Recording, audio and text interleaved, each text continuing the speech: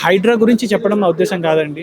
మేము మా బాధలు చెప్పుకోవడానికి వచ్చాము. ఇప్పుడు హైడ్రా కానీ అలాంటి సంస్థలు ఏవైనా కానీ అవి పెట్టడానికి వాటికి ఒక పర్పస్ ఉంటుంది. వాటి పర్పస్ మా కామన్ లైఫ్ని డిస్టర్బ్ చేస్తుంటే అది మాకు ప్రాబ్లం అంతే. ఇప్పుడు హైడ్రా మంచి పనులు చేయాలనుకుంటే మేము tax paying citizens, normal citizens మేము ఖచ్చితంగా కోఆపరేట్ చేస్తాము. అలాగని మా ఇళ్ళే కూల్చేస్తామంటే కష్టం కదా. మా ఇల్లు కూల్చడానికి కూడా మేమేం ఇల్లీగల్గా ఉండట్లేదు. మేము 93 నుంచి 93లో మా ల్యాండ్ పర్చేస్ అయింది. 94లో రిజిస్ట్రేషన్ అయింది. 2003 నుంచి మేము అక్కడే ఉంటున్నాము. మేము కొన్నప్పుడు ఎఫ్టీఎల్ లిమిట్స్ కూడా లేవు అసలు. తర్వాత ఎఫ్టీఎల్ లిమిట్స్ పెట్టుకుంటూ వచ్చి ఇవన్నీ ఇందాక హరీష్ రావు గారు చెప్పినట్టు ఎప్పుడైనా గవర్నమెంట్ ఏదైనా తీసుకొస్తే దాన్ని ప్రాస్పెక్టివ్ ఉండాలి కానీ రెట్రోస్పెక్టివ్ ఉండకూడదు కదా. సో మా ఇష్యూ అదే. ఇప్పుడు మేము కట్టినప్పుడు ఏమీ లేవు, తర్వాత ఇప్పుడు బఫర్ జోన్లు వచ్చేసి 50 మీటర్స్ దాంట్లో మా ఇల్లు వస్తుంది. సో ఇప్పుడు దాన్ని ఎన్క్రోచ్మెంట్ అనేస్తే అది అన్యాయం కదా. మేము లోన్లు అవన్నీ కట్టి తీసుకున్నాము. సో మాకు ఏం చేయాలో అర్థం కాని పరిస్థితిలో మేము ఇక్కడికి వచ్చాము. ముందు ఇన్ఫర్మేషన్ ఏమి ఉండదు, సడన్గా వచ్చి కూల్చేయడం అది జరుగుతుంది కదా. సో దాని మీద అది మా దగ్గరికి అయితే ఇప్పటిదాకా రాలేదండి. కాకపోతే సర్వే అయితే జరిగింది. మా కాలనీ చుట్టుపక్కల కాలనీలో కొంతమంది దగ్గరికి వచ్చి రివర్ బెడ్ మార్క్ చేసుకుని వెళ్ళారు.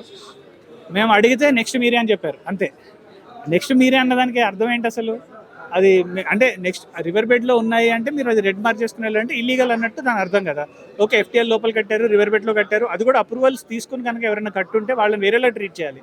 అంటే అక్రమ నిర్మాణాలు అన్నప్పుడు లీగల్గా ఎవరైతే అప్రూవల్ తీసుకొని కట్టుకున్నారో, ఎవరైతే తీసుకోకుండా ఇల్లీగల్గా కట్టుకున్నారో రెండింటిని డిఫరెన్షియేట్ చేయాలి. అది చేయకుండా అందరినీ ఎన్కరేజ్మెంట్స్ అంటుంటే చాలా ఇబ్బందిగా అనిపిస్తుంది. ఇప్పుడు మేము మిడిల్ క్లాస్ వాళ్ళమండి, మా ఇమేజ్ కూడా మాకు చాలా ఇంపార్టెంట్. ఒక నెల ఈఎంఐ మిస్ అయితే మాకు సిబిల్ స్కోర్ పాడవుతుంది అని చెప్పి వేరే ఏదైనా పర్సనల్గా ఏదైనా గోల్డ్ లోన్లో అదేంటి తాకట్టు పెట్టి అలాంటి పరిస్థితుల్లో కూడా ఈఎంఐలు కట్టిన పరిస్థితులు ఉన్నాయి. ఎందుకంటే మా సిబిల్ స్కోర్ పోయింది అనుకుంటే రేపు పొద్దున మేము ఇంకేదైనా పెద్దది కావాలంటే మాకు లోన్ రాదు. అలాంటి దీంట్లో ఇప్పుడు బ్యాంక్ కూడా ఏమి వెనక్కి తగ్గడుగా. ఇప్పుడు వీళ్ళు వచ్చి ఇల్లు కూలగొట్టేస్తామంటే బ్యాంక్ ఏమి వెనక్కి తగ్గదు. ఆ లోన్లు కట్టుకోవాలా, మేము తర్వాత రెంట్లకు ఉండాలా, ఉన్న ప్రాపర్టీ పాయే, ఎక్కడికి వెళ్తాము ఇంకా మేము. బేసిక్గా మా బాధ అది అంతే. ఫైనల్గా రేవంత్ రెడ్డి గారికి ఏం చెప్పాలనుకుంటున్నారంటే మేము చెప్పాలనుకుంటుంది రేవంత్ రెడ్డి గారికి చెప్పేంత పెద్దవాళ్ళం కాదు, మేము నార్మల్ మనుషులము. మేము ఒకటే రిక్వెస్ట్ చేస్తున్నాము, మీ ఉద్దేశము బ్యూటిఫికేషన్ అనే మీద ఒక ఉద్దేశం మంచిదై ఉండొచ్చు, కానీ వెళ్తున్న మార్గం కొంచెం మార్చుకుంటే బాగుంటుంది.